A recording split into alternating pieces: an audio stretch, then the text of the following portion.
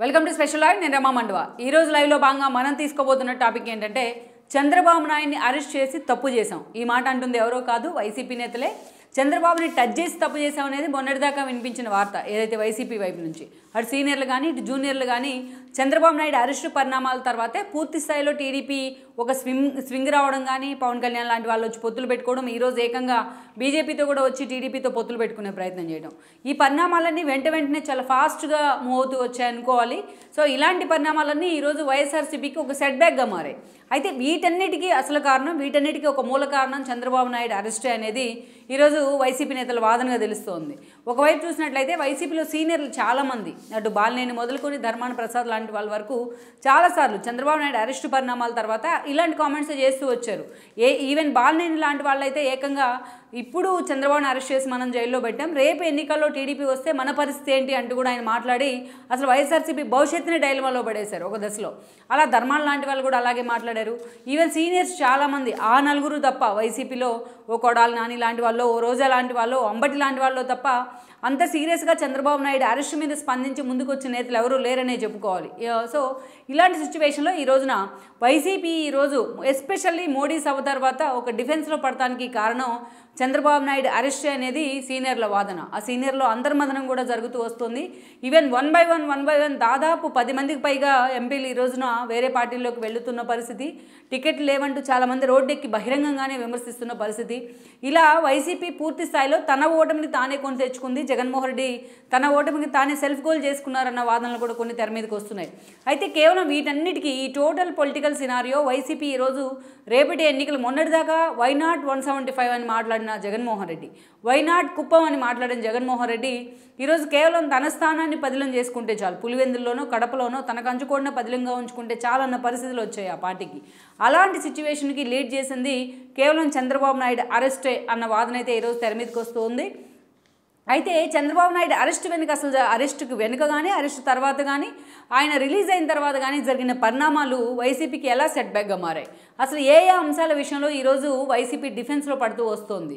ఓవరాల్గా చంద్రబాబు నాయుడు అరెస్ట్ చేసి ఆయన బయటకు వచ్చి ఆల్రెడీ దాదాపు 3 నెలలకు పైనే కావస్తుంది. ఈ టైంలో వైఎస్ఆర్సీపీకి ఈ అంశం ఎందుకు పూర్తి స్థాయిలో ఒక మైనస్గా మారబోతోంది? ఈ అంశాలన్నీ కూడా నిజంగానే సీరియస్గా విత్ ఇన్ ద పార్టీలోనే హాట్ టాపిక్ అవుతూ వస్తున్నాయి. అసలు ఇప్పుడు వైఎస్ఆర్సీపీ పరిస్థితికి రేపు వైనాట్ 175 అనే పరిస్థితి నుంచి ఈరోజు రేపటి ఎన్నికల్లో అసలు గెలుస్తామా బోడీ కొడతామా లేదా అనే సిచ్యువేషన్కి వైసీపీ పరిస్థితి దిగజారడానికి కూడా ఈరోజు నిజంగానే సీరియస్ కారణాలు ఉన్నాయి. ఆ కారణాల్లో ప్రధానమైనది అయితే చంద్రబాబు నాయుడు అరెస్ట్. ఎందుకు చంద్రబాబు నాయుడు అరెస్ట్ గురించి ఈరోజు సీనియర్స్ కానీ వైసీపీ నుంచి బయటకు వెళ్ళిన వాళ్ళు కానీ ఇప్పుడు వెళ్తున్న వాళ్ళు కానీ ఆ స్థాయిలో మాట్లాడుతున్నారు అంటే ఆ ఒక్క ఇన్సిడెంట్ తర్వాతే వైసీపీకి పూర్తి స్థాయిలో కూసాలు కదిలిపోయిన పరిస్థితి అయితే ఉంది ఈ రోజున.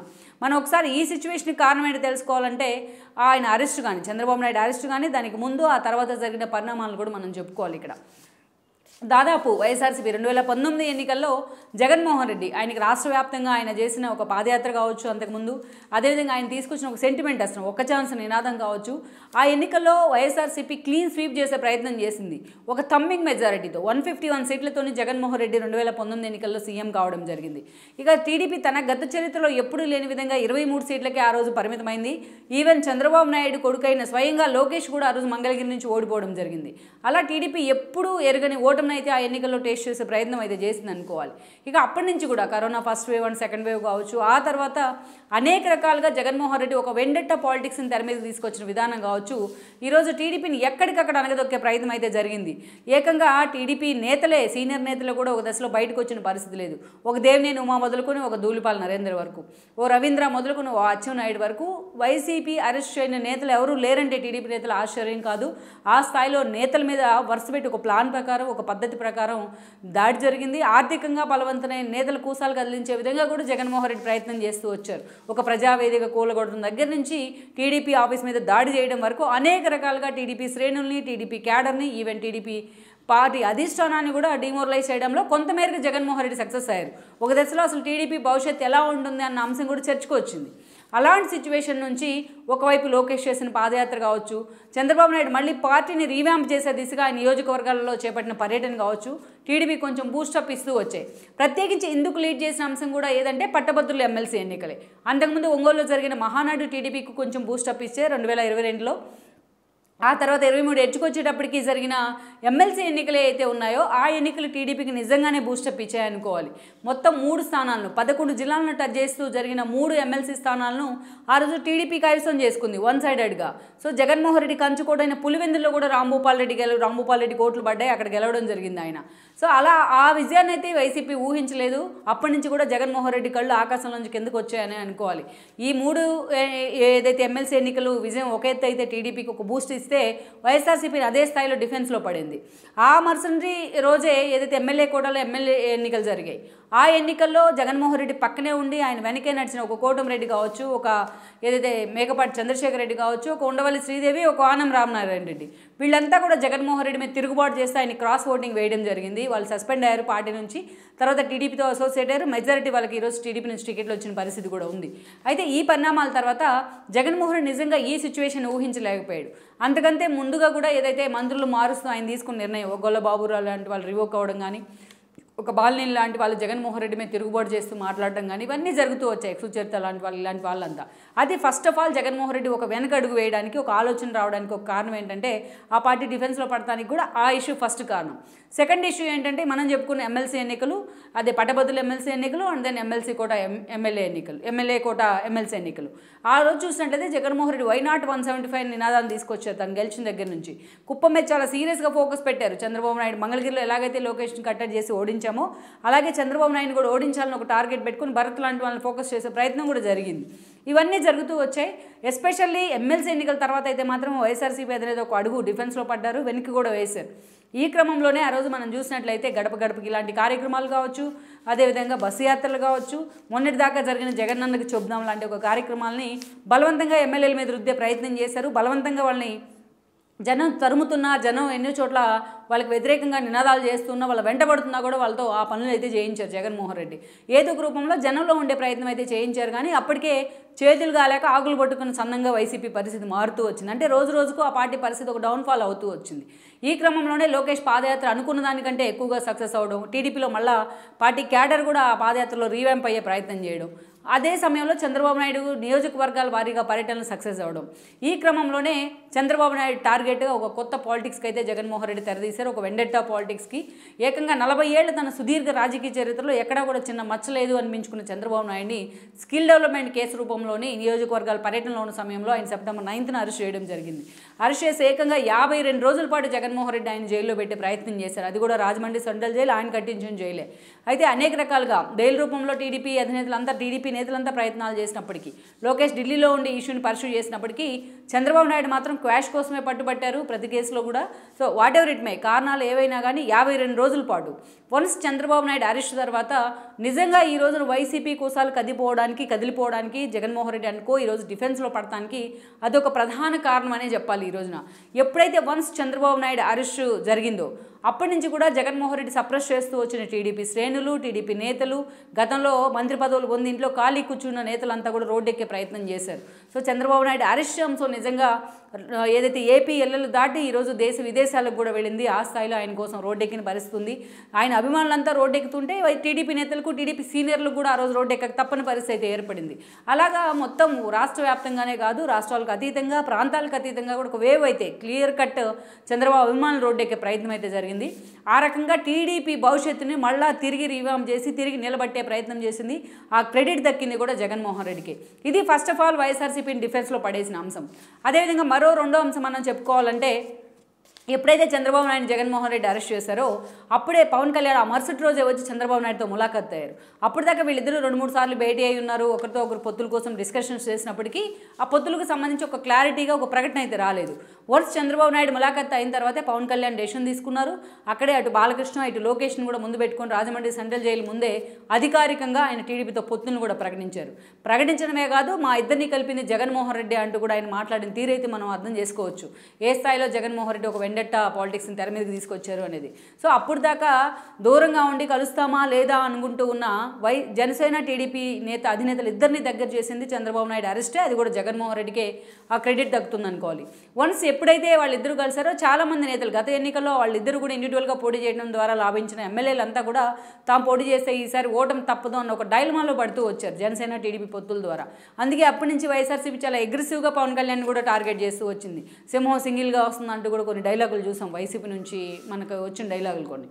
సో ఇవన్నిటి కూడా బేర్ చేస్తూ పవన్ కళ్యాణ్ చంద్రబాబు నాయుడుతో టైఅప్ అవడానికే సిద్ధమయ్యారు. ఉమ్మడి కార్యాచరణ రూపొందించుకున్నారు. ఈరోజు ఏకంగా వాళ్ళిద్దరే కాదు, ఇదంతానే జగన్మోహన్ రెడ్డిని డిఫెన్స్లో పడేస్తూ ఉంటే ఇక ఏకంగా బీజేపీ నేతలు కూడా చంద్రబాబు నాయుడు అరెస్ట్ తర్వాత తాము చేసిన అరెస్ట్ను కూడా బీజేపీ మీద రుద్దే ప్రయత్నం చేశారు జగన్మోహన్ రెడ్డి. బట్ ఎప్పుడైతే బీజేపీ ఉంది ఈ అరెస్ట్ వెనుకని ప్రచారం జరుగుతోందో అప్పుడు పురంధేశ్వరి లాంటి వాళ్ళు ఇన్షూర్ తీసుకునే ప్రయత్నం చేశారు. స్వయంగా ఆమె వెంట పెట్టుకుని లొకేషన్ తీసుకెళ్లడం జరిగింది అమిత్ షా దగ్గరకు. ఆయన బయటకు వచ్చిన తర్వాత వాళ్ళిద్దరూ కూడా చంద్రబాబు నాయుడు అరెస్ట్ వెనుక బీజేపీ లేదు, అందుకు లోకేష్ భేటీనే నిదర్శనం అంటూ కూడా ట్వీట్స్ చేయడం జరిగింది. సో ఈ పరిణామాలన్నీ చూసిన తర్వాత బీజేపీ అగ్రనేతలు కూడా రాష్ట్రంలో పరిస్థితుల మీద సర్వే చేయించుకుంటూ వచ్చారు. ఆ సర్వేల్లో కూడా టీడీపీ ఇప్పటికిప్పుడు ఎన్నికలు వచ్చినా టీడీపీ పూర్తి స్థాయిలో క్లీన్ స్వీప్ చేస్తుందన్న అంచనాలు కూడా వచ్చాయి. ఈవెన్ జగన్మోహన్ రెడ్డి చంద్రబాబు జైల్లో ఉన్నన్ని 52 రోజుల పాటు కనీసం జగన్మోహన్ రెడ్డి ఒక 30 సర్వేలన్నా చేయించుంటారు తన ఐపాక్ టీంతో కావచ్చు, ఇంటెలిజెన్స్తో కావచ్చు. ప్రతి సర్వేలో టీడీపీకి ఎడ్జ్ ఉందన్న అంశాలు కానీ, జనసేన టీడీపీ కలిసి రాష్ట్రంలో సంచలనాలు నమోదు చేయబోతున్న అంచనాలు కానీ వచ్చాయి. ఇక ఏదైతే పర్టికులర్లీ అదే సమయంలో చంద్రబాబు నాయుడు తెలంగాణ ఎన్నికల్లో పోటీ చేయొద్దన్న నిర్ణయం తీసుకున్న తర్వాత మొత్తం ఆయన ఓట్ బ్యాంక్ కానీ ఆయన అభిమానులు కానీ టీడీపీకి ఉన్న ఒక solid BC vote bank Congress వైపు టిల్ట్ అయిన పరిస్థితి ఉంది. ఆ రిజల్ట్ తర్వాత తెలంగాణ అసెంబ్లీ ఎన్నికల రిజల్ట్ తర్వాత టీడీపీ కూడా ఏదైతే బీజేపీ కూడా ఆలోచనలో పడింది. ఈరోజు ఏపీలో అమిత్ షా లాంటి వాళ్ళు సర్వే చేయించుకున్న తర్వాత ఏపీ 3ని వాళ్ళు పసిగట్టిన తర్వాత ఏకంగా బీజేపీ వాళ్ళు ముందు ఒక మెట్టు దిగొచ్చి మరీ టీడీపీతో పొత్తుల కోసం అరులు చేశారు. ఈ క్రమంలోనే చంద్రబాబు నాయుడు కూడా ఢిల్లీ వెళ్ళడం కానీ, అమిత్ షాతో భేటీ కావడం కానీ, పాత మిత్రులను మళ్ళీ ఆహ్వానిస్తున్నామంటూ అమిత్ షా లాంటి వాళ్ళు మాట్లాడటం కానీ మనం చూసాం. జగన్మోహన్ రెడ్డి టిల్ ఎండ్ వరకు కూడా ఈ పొత్తులను అడ్డుకునే ప్రయత్నం చేసినప్పటికీ బట్ అమిత్ షా కానీ నడ్డా లాంటి వాళ్ళు ఈ విషయంలో చాలా స్టబ్బోరన్గా నిలబడే ప్రయత్నం చేశారు. అయితే జగన్మోహన్ రెడ్డి ఇప్పటిదాకా మనం ప్యాంపర్ చేస్తున్నామన్న ఒక వాదన ఏదైతే ఉందో దాన్ని కూడా వాళ్ళు ఎక్కడికక్కడ చెక్ పెట్టే ప్రయత్నం అయితే చేస్తూ వచ్చారు. సో ఇక ఏదైతే ఎన్నికలు సజావుగా జరగడం కోసమే మేము బీజేపీతో పొత్తులు పెట్టుకున్నాం అనే మెసేజ్ని కూడా ఈరోజు టీడీపీ జనంలోకి తీసుకెళ్తూ వస్తుంది. మనం చూసినట్లయితే ఈరోజు ఇప్పుడున్న పరిణామాల్లో మోడీ వచ్చి ఏకంగా చిలుకలూరుపేట వేదికగా అటు పవన్ ఇటు చంద్రబాబు నాయుడుతో కలిసి ఒక వేదికను షేర్ చేసుకుని ఆయన మాట్లాడిన తీరు వైసీపీ నిజంగానే డిఫెన్స్లో పడేసింది. ఒకవైపు చూస్తే చంద్రబాబు నాయుడు అరెస్ట్ తర్వాత ఆయనకు వెల్లువెత్తిన ఒక మద్దతు కానీ జాతీయ స్థాయిలో అదేవిధంగా అంతర్జాతీయ స్థాయిలో పార్టీలకు అతీతంగా ప్రాంతాలకు అతీతంగా ఆ తర్వాత ఏదైతే ఆ ఫ్యాక్టరు తెలంగాణ ఎన్నికల్లో కీ రోల్ ప్లే చేసిన తీరు కానీ ఇది అటు కేసీఆర్ కూడా ఒక బూమరాంగ్ అయింది జగన్ నమ్ముకున్న కారణంగా. ఈ 2 అంశాలే అతి కీలకం అనుకుంటూ ఉంటే పవన్ కళ్యాణ్ వచ్చి ఈ రోజున టీడీపీతో జత కలవడం అనేది మరో కీలక అంశం అనే చెప్పుకోవాలి. ఆ ఇద్దరు కలిస్తే వైఎస్ఆర్సీపీ చాలా చోట్ల ఓడిపోవడం తథ్యమనే అంచనాలు వస్తున్న సమయంలో ఏకంగా బీజేపీ అగ్రనేతలే స్వయంగా చంద్రబాబు నాయుడిని పిలిచి పొత్తులు పెట్టుకునే ప్రయత్నం చేయడం, ఏకంగా మోడీని వచ్చి ఏపీలో సభను ఇనిషియేట్ చేయడం, జగన్మోహన్ రెడ్డి మీద విమర్శ చేయడం. సో ఇప్పుడు ఈ రోజున జగన్మోహన్ రెడ్డికి ఉన్న అన్ని దారులు మూసుకుపోయాయి. అందుకే నిన్నటి వరకు కూడా నా ఒక్కటి ఫేస్ చాలు ఎక్కడైనా గెలవడానికి అని చెప్తూ వచ్చిన జగన్మోహన్ రెడ్డి ఈరోజు తన ఫేస్ మీద తనకే నమ్మకం లేక మొత్తం ఎమ్మెల్యే అభ్యర్థులందరినీ కూడా షఫల్ చేసే ప్రయత్నం చేశారు. గతంలో ఎంతోమంది ప్రతిపక్ష పార్టీ నేతలను చూసాం, ఎంతోమంది ముఖ్యమంత్రులను చూసాం. బట్ ఎవరు కూడా ఒకరిద్దరు అభ్యర్థులను సిట్టింగ్లు మార్చాలంటేనే 10 రోజులు దాని మీద సుదీర్ఘంగా నెలల తరబడి కసరత్తులు చేసిన సందర్భాలు ఉన్నాయి. అలాంటిది జగన్మోహన్ రెడ్డి నైట్కి నైటే ఇవాళ పెట్టిన అభ్యర్థి రేపటికి ఎక్కడ ఉంటారో లేదో తెలియదు. అలాంటి సిచ్యువేషన్లో మెజారిటీ ఎంపీలు మెజారిటీ ఎమ్మెల్యేలు ఈ రోజున టీడీపీ బాట పట్టారు, కొంతమంది జనసేన బాట పట్టారు. అక్కడ కూడా మనకు స్థానం లేదనుకున్న వాళ్ళు ఈరోజు ఏకంగా షర్మిల పార్టీ వైపు వెళ్తున్న పరిస్థితి. ఎప్పుడైతే ఈ కూటమి స్ట్రాంగ్ అయిందో అదే సమయంలో షర్మిలకి పీసీసీ చీఫ్ పదవి ఇవ్వడం కానీ, కాంగ్రెస్ అధికారంలోకి వచ్చిన తర్వాత తెలంగాణలో ఏపీలో కూడా ఆ పార్టీకి వాయిస్ అయితే పెరిగింది. వై నాట్ కాంగ్రెస్ అంటూ వాళ్ళు ఈరోజు ఎన్నికలను ఫేస్ చేస్తున్నారు. ఎప్పుడైతే షర్మిల పీసీసీ చీఫ్ అయ్యారో ఏపీలో అదొక సెట్ బ్యాక్గా మారింది జగన్మోహన్ రెడ్డికి. ఇన్ని రోజులుగా వివేకానంద రెడ్డి మర్డర్ అంశం మొదలుకొని అనేక అంశాల్లో జగన్మోహన్ రెడ్డి తీరును ఆమె ఎండగడుతూ వస్తున్నారు. అటు ప్రతిపక్షాలను టార్గెట్ చేయాలా, ఇటు షర్మిలను టార్గెట్ చేయాలా, వాటన్నిటి విషయంలో ఎట్లా వాటన్నిటిని కూడా ఓవర్కమ్ చేయాలనే విషయంలో ఈరోజు వైసీపీ పూర్తిగా డిఫెన్స్లో పడింది. ఏకంగా సునీత షర్మిల ఇద్దరు కలిసి పులివెందుల వేదికగా జగన్మోహన్ రెడ్డి పార్టీ పునాదులు రక్తంతో తడిచిపోయాయంటూ కూడా అసలు ఆ పార్టీకి ఓటేయొద్దు, ఆయన గెలిపించొద్దు అని ఇంట్లో ఉన్న కుటుంబ సభ్యులే ఈరోజు బయటకు వచ్చి అంత ధైర్యంగా మాట్లాడుతున్న పరిస్థితి ఉంది.